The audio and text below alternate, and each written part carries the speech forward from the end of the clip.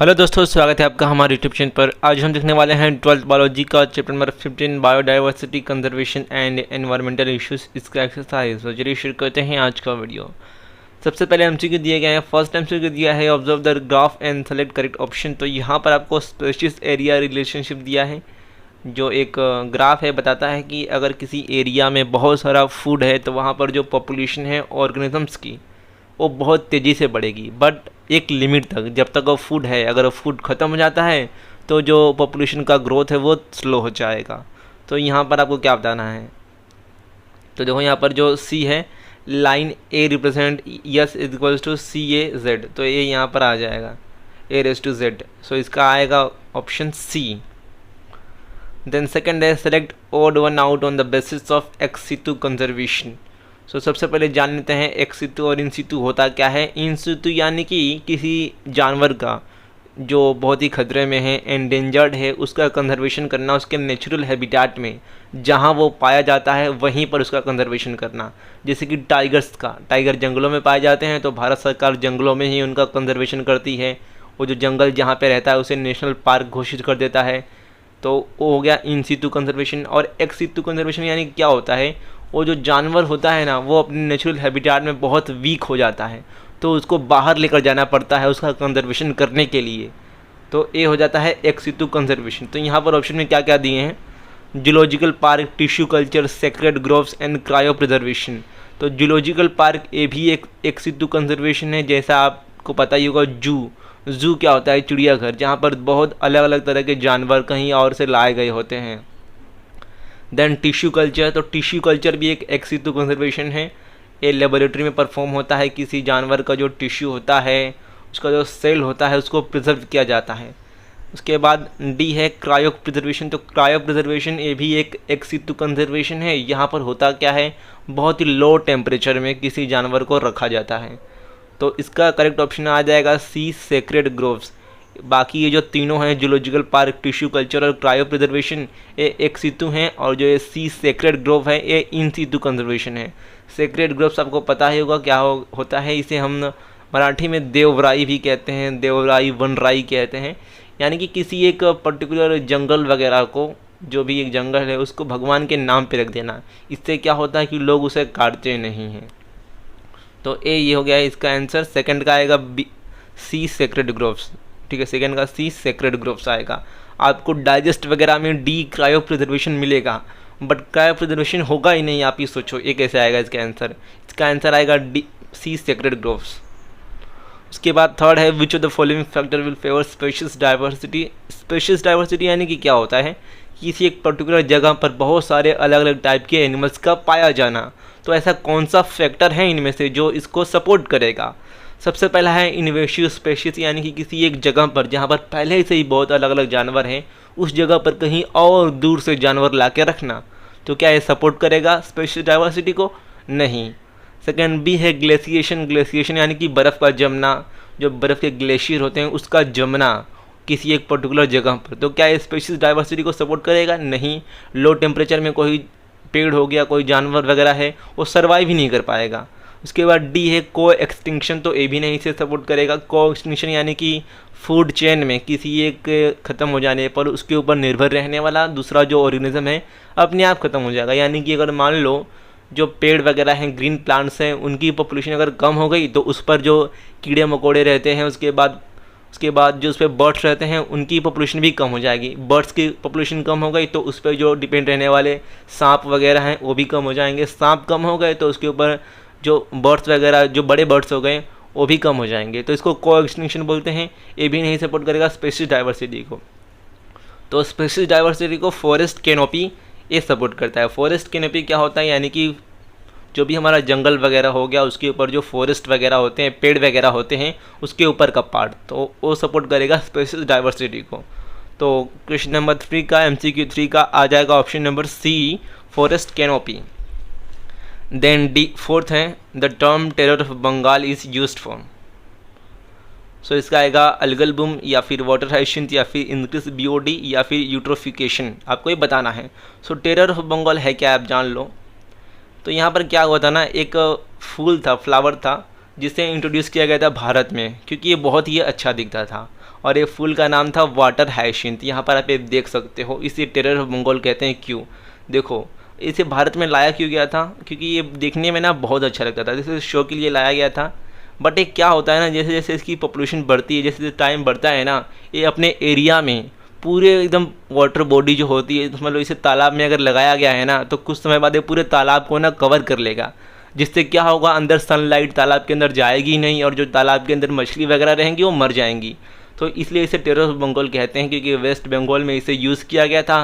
But ये वहाँ पर इसने बहुत ही नुकसान किया, वहाँ पर जो भी तालाब वगैरह में लगाया गया था तो तालाब की मछलियाँ मर गई इसी कारण।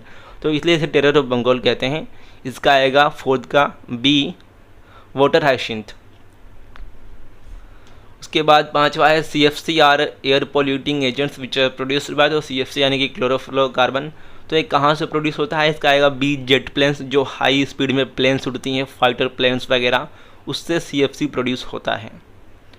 देन क्वेश्चन नंबर 2 है very short answer type question. इसमें सबसे पहला है give two example of biodegradable material release from sugar industry. तो इसका आएगा, यहाँ पर आप देख सकते हो, बेगेस एंड मोलेस। तो बेगेस क्या होता है? आपने दुकान पे देखा होगा मार्केट में, जहाँ पर भी शुगर कैन का जूस निकाला जाता है, गन्ने का जो जूस निकाला जाता है, तो जूस निकालने के बाद जो गन्ने का लास्ट में पार्ट बचता है, ऐसा वाला, उसे बोलते हैं बेगेस। एंड मोलेस क्या होता है? Liquid left after first extraction of sugar, यानी कि जो गन्ना होता है उससे जब शक्कर निकाला जाता है तो जो लिक्विड बचता है काला गाढ़े कलर का, उसे मोलेस कहते हैं। आप यहाँ पर इमेज में देख सकते हो। उसके बाद सेकंड है name any 2 modern techniques for protection of endangered species. So इसका आएगा tissue culture and in vitro fertilisation, यानी कि IVF। उसके बाद थर्ड है where was ozone hole discover. तो ओजोन होल को ना एंटार्क्टिका रीजन में डिस्कवर किया गया था। उसके बाद फोर्थ है give one example of natural pollutant. तो इसमें डस्ट है, फॉग है, मिस्ट है, ये नेचुरल पॉल्यूटेंट है, यानी कि कुफारा वगैरह हो गया जो ठंडी के टाइम होता है। इसमें से आप कोई एक लिख सकते हो। देन पांचवा है what do you understand by EW category of living being. So EW category यानी कि एक्सटिंक्ट इन वाइल्ड, ऐसे जानवर जो जंगल में अब पाए नहीं जाते और सिर्फ किसी जूलॉजिकल पार्क में या फिर किसी लेबोरेटरी में पाए जाते हैं। तो ये होता है इसका मतलब। उसके बाद क्वेश्चन नंबर 3 है short answer type question. Dandiya Raas is not allow after 10 PM why, यानी कि रात के 10 बजे के बाद डांडिया वगैरह जो प्रोग्राम हो गया वो अलाउ क्यों नहीं है, क्यों ये बंद है? तो यहाँ पर आप देख सकते हो इसका मेन कारण नॉइस पॉल्यूशन है। इसका ये आंसर है। देन सेकंड है tropical region exhibit species richness as compare to polar regions. तो ट्रॉपिकल रीजन जो होते हैं वहाँ पर क्या होता है कि सनलाइट जो होती है वो बहुत होती है, और बारिश वगैरह जो होती है वो भी बहुत होती है, और वहाँ पर टेम्परेचर का वेरिएशन ना बहुत कम होता है, यानी कि वहाँ रोज़ बारिश ही होती है। बाकी अगर पोलार रीजन की बात की जाए तो वहाँ पर बहुत ठंडी पड़ती है, बर्फ़ पड़ती है। इसलिए मेन रीज़न तो यही है कि ट्रॉपिकल रीजन में बहुत ज़्यादा स्पेशीज, बहुत अलग अलग किस्म के जानवर पाए जाते हैं। ये इसका आंसर है। उसके बाद थर्ड है how does genetic diversity affect sustenances of species. इसका आंसर आप देख सकते हो। Then green house effect is boon और बेन, गिव योर ओपिनियन। तो यहाँ पर आपको बताना है कि ग्रीन हाउस इफेक्ट जो है वो बून यानी कि अच्छा है या फिर बुरा है। तो यहाँ पर देखो इसका आंसर है कि ये ना दोनों तरह से काम करता है, ये अच्छा भी है और बुरा भी है। अच्छा किस तरह से है? तो यहाँ पर देखो green house effect is responsible for heating of earth surface and atmosphere. So इसका मेन एक थोड़ा सा अच्छा बात क्या है ग्रीन हाउस इफेक्ट का, कि ये जो धरती है उसको गर्म करने का काम करता है। बट कुछ भी चीज़ लिमिट में ही अच्छा होता है, और ये जो ग्रीन हाउस इफेक्ट है ये भी एक लिमिट तक ही अच्छा है, एक लिमिट के बाद ये बहुत ही बुरा है, क्योंकि ज़्यादा टेम्परेचर के कारण जो भी ग्लेशियर वगैरह हो गए, जो भी माउंटेन्स वगैरह हो गए, हिली माउंटेन्स, बर्फ़ से ढके हुए माउंटेन्स, वो पिघलने लगेंगे। सो ये इसका आंसर है। आप चाहे तो स्क्रीनशॉट ले सकते हो, मैं PDF भी प्रोवाइड कराने वाला हूँ, लिंक डिस्क्रिप्शन में है, आप वहाँ से जाकर डाउनलोड कर सकते हो। देन फिफ्थ है how does CO cos giddiness and exhaustion. So CO यानी कि carbon monoxide. So carbon monoxide से चक्कर वगैरह आता है, उसे सांस लेने में प्रॉब्लम हो सकती है। सो ये मेनली होता क्यों है आपको यहाँ पर लिखना है। कार्बन मोनोऑक्साइड जो क्या होता है, ये ना ऑक्सीजन से ज़्यादा एफिनिटी रखता है। आपने 8th चैप्टर पढ़ा होगा, उसमें बताया गया है कि जो कार्बन मोनोऑक्साइड होता है उसका एफिनिटी हीमोग्लोबिन से बाइंड होने का ऑक्सीजन से 250 टाइम 250 गुना ज़्यादा होता है। इसलिए अगर मान लो ऐसा कहीं कंडीशन है जहाँ पे बहुत पोल्यूशन हो रहा है, बहुत ज़्यादा कार्बन मोनोऑक्साइड निकल रहा है, कहीं गाड़ी वीड़ी, कहीं गैराज वगैरह ऐसा जगह पर है मान लो आप, तो वहाँ पर क्या होगा, कार्बन मोनोऑक्साइड आपके सांस के द्वारा आपके पास जाएगा, आपके खून में, तो वहाँ वो हीमोग्लोबिन से बाइंड होकर ऐसा कंडीशन करेगा। देन उससे क्या होता है आप यहाँ पर देख सकते हो, higher concentration of CO may lead to suffocation, loss of consciousness. उसके बाद छठवां क्वेश्चन है, name 2 types of particulate pollutant found in air at not only ill effects of the same on human health. तो यहाँ पर आप इसका answer देख सकते हो। उसके बाद क्वेश्चन 4 है लॉन्ग आंसर टाइप क्वेश्चन। तो यहाँ पर आप ये देख सकते हो, सबसे पहला है Montreal protocol is an essential step, why is it so. तो मॉन्ट्रियल प्रोटोकॉल क्या है, यहाँ पर कनाडा में एक मीटिंग हुई थी मॉन्ट्रियल इस शहर में, जहाँ पर CFC यानी कि जो क्लोरोफ्लोरोकार्बन होता है, जिसका मेन एक अफेक्ट है कि ये हमारा ओजोन लेयर को डिप्लीट करता है, उसमें छेद करता है।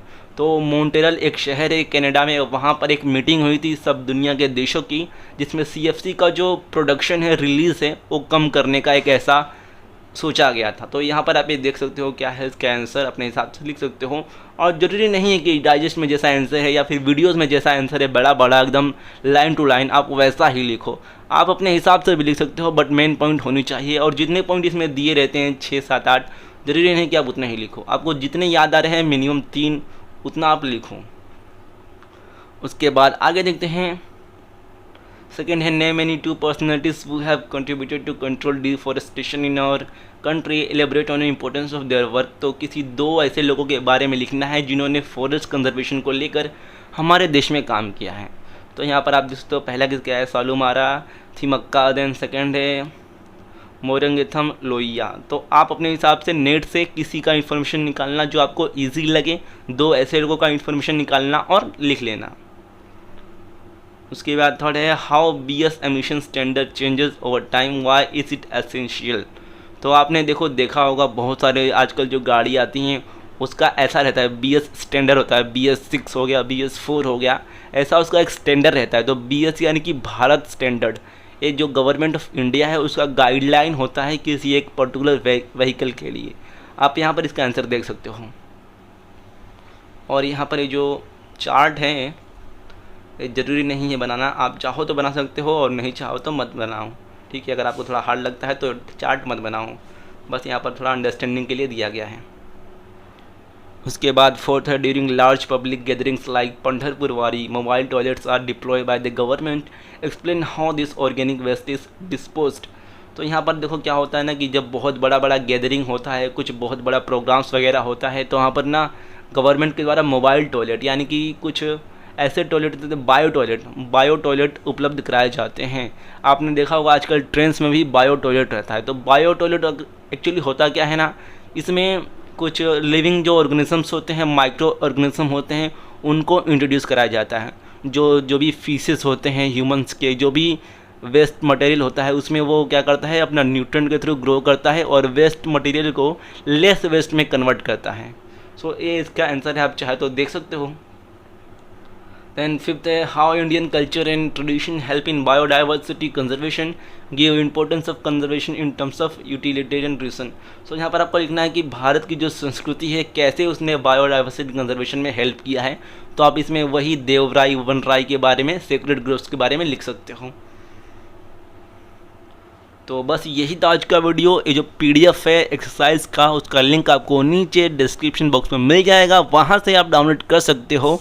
और वीडियो अच्छा लगा तो इस वीडियो को लाइक कर लेना, दोस्तों के साथ शेयर करना और मुझे इंस्टाग्राम पर जरूर फॉलो करना। अपने डाउट पूछने के लिए, सवाल पूछने के लिए मिलते हैं अन्य किसी वीडियो में। वीडियो पूरा देखने के लिए बहुत बहुत धन्यवाद। Thank you guys.